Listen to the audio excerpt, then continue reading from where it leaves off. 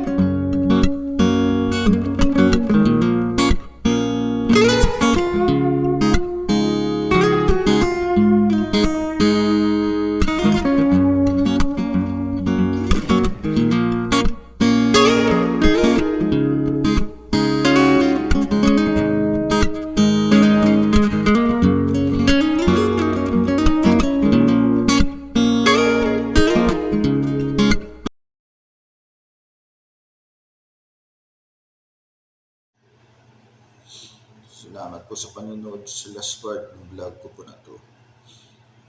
From part 1 to part 3 po, sana po napanood nyo. At kung napanood nyo po, huwag nyo po kalimutan mag-likes, views, at subscribe po. Salamat po, maraming salamat po ulit sa ulitin po.